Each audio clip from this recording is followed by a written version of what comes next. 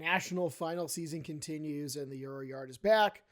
We're going to take a look today at the Luxembourg Song Contest 2026. Now, this is a country that only returned to Eurovision a couple of years ago after over 30 years out of the contest.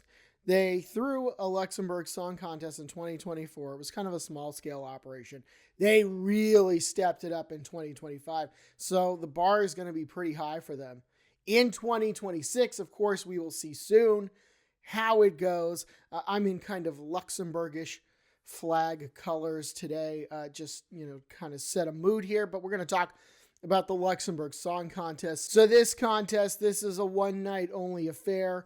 This is on Saturday, the 24th of January. So at the time we recorded this, it's coming up soon. As I mentioned, a one-night only affair. There are only 8 performing acts in the contest this year. Last year, though, there were only 7. So it was a very compact final. There is an 8th performing act this year. And of the 8, only one of them is a returnee. That's Luxembourg.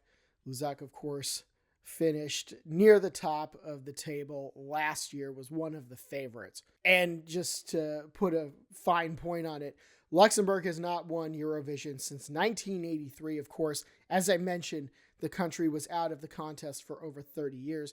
They came back in 2024, but they haven't won since Corinne Hermes in 1983. So it has been a long time for them. Can any of these 8 performing acts win Eurovision this year? Of course, that is something that will have to be addressed in May in Vienna, but what are those 8 songs that are going to be competing? We'll put them up on the side for you. And what we've been doing in other national final videos is we've been talking about top 10, because some of those were just bigger contests, so we were narrowing it down to a top 10. But what we're going to do today is we're going to talk about all 8.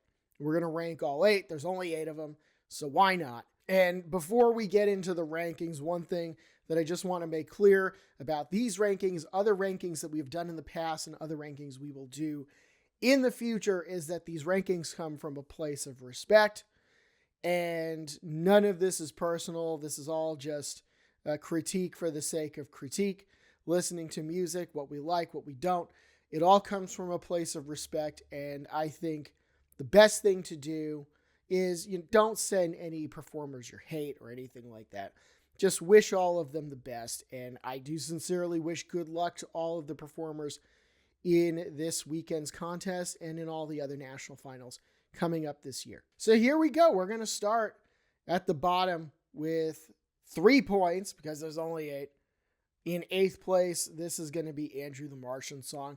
It's called I'm the Martian. So I was waiting through the initial few verses, and I was hopeful that by the time this song got to its chorus that it would hit its stride. I'm not sure that that's what happened.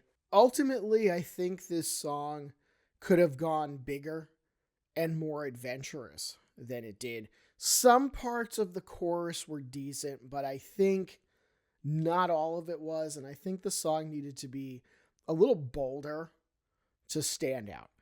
I appreciated Andrew tossing some Portuguese in there, but the lyrics after the first verse or two, except with the exception of the Portuguese, the lyrics after those first couple verses were just not that great, unfortunately. I actually do think that he's talented.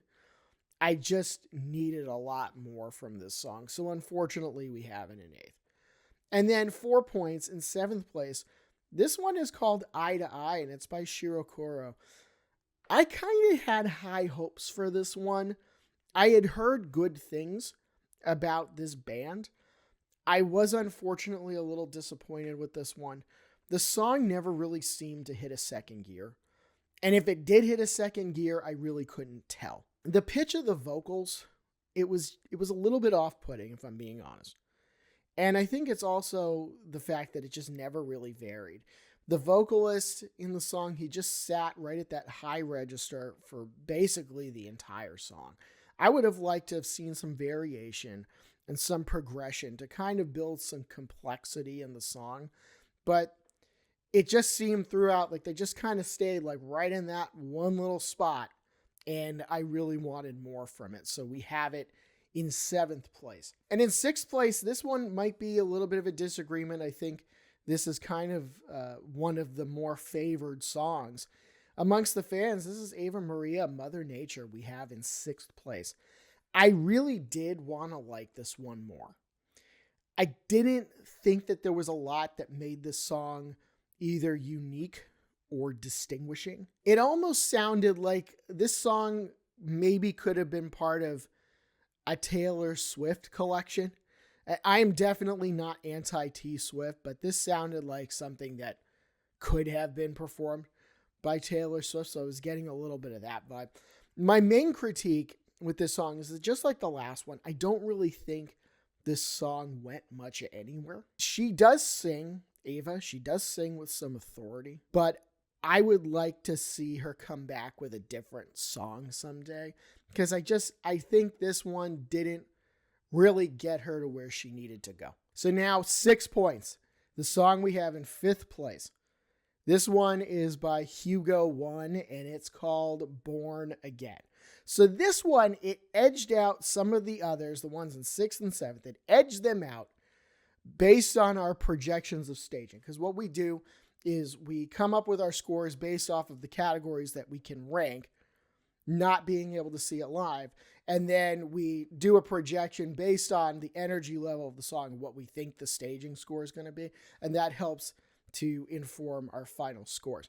So there wasn't a lot separating it from the songs behind it.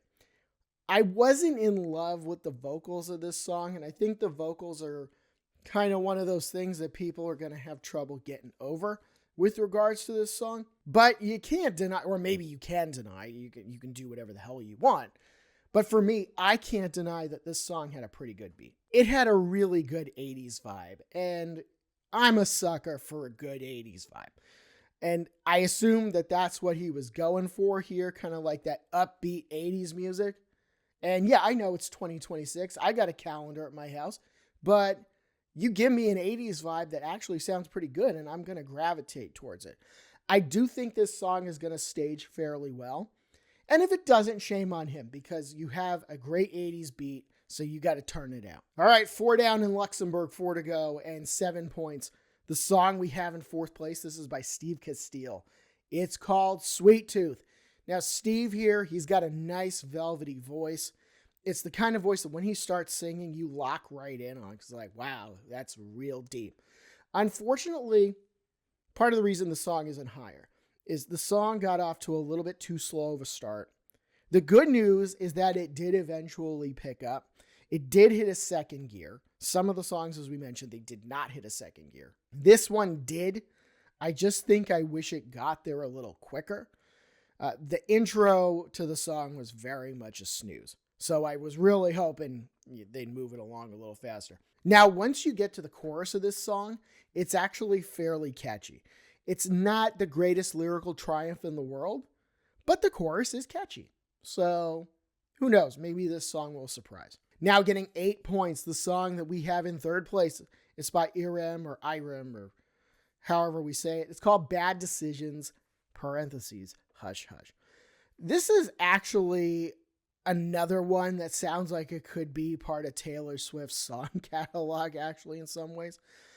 But it does have a little bit more of a distinctive feel than the other one we commented on. I don't know that this is a traditional Eurovision coded song.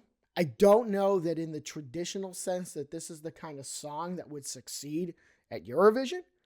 But just putting all that aside and evaluating this as a song, which is what we do here, just evaluating it as a song without any Eurovision implications, it's honestly not bad at all. The song has some personality. It changes gears on us a few times, which I like, and she sings fine. So overall, not bad. So if you're keeping score, you know there's only 2 songs left. So once I tell you the song getting 10 points, you will know what song is getting 12, but we'll address that in a second. The song getting 10 points in 2nd place, it's called Melusina, and it's by Doris. I appreciate this song, how she starts it by reciting the days of the week in French. So if that is important to you, then that is a Duolingo lesson that you can skip this week. So this song was actually giving me a little bit of old school Eurovision. It definitely had an older sound to it. And if you listen to it, I think you would know what I mean by that. This song, when it starts out, you think it's not going to end up being interesting, but it actually is kind of interesting. So now she can clearly sing. She has a pretty voice. I think this song, some of the verses, they require some real breath control there. So I think it shows off a little bit of her vocal prowess here in being able to sing this song.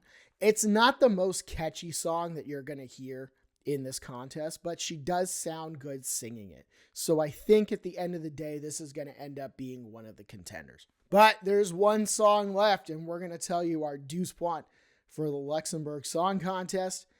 And it is by Luxembourg, our returner. This song is called Prison Dorée, or Golden Prison. That's what it means. So look, he was at the contest last year. I was a big Laura Torn stan. I loved Poupée Montluçon. I loved it more than most people did. People were saying it wasn't going to qualify at Eurovision. I'm like, I guarantee you this song's going to qualify. And what do you know? It did. I thought it was a great homage to Poupée de Cire, Poupée de Sang, of course, Luxembourg's winning song from 1965. I was a big fan of that song. I wasn't a huge fan of his song last year, Je Danse. I was not a huge fan of it, admittedly. I think this song showcases his talents better than that one did. The vocals in this song, they're not bad, and I think it's an interesting and decently written piece of music. It's interesting. It has a few gear switches. It has a good beat. The chorus, I think, is really going to get people moving. And I think if he stages it well, it could be a good show. I absolutely think he's going to be one of the contenders for the win. So that was our top 8 from the 8-song Luxembourg Song Contest. Just a few notes to wrap this one up. Again, just like with some of the other videos that have done, evaluating national final songs, I don't think I hear a Eurovision winner in here. I may hear a song or two that could qualify for the final, but I don't think I hear a Eurovision winner in here. And I think with several of these songs, it's going to come down to staging.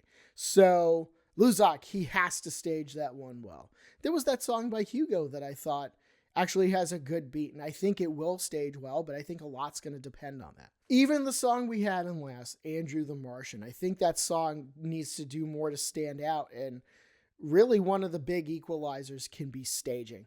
So I think a lot in this contest is going to come down to that. So that was our look at the Luxembourg Song Contest. Again, it's on Saturday, the 24th of January, as national final season really starts to get underway.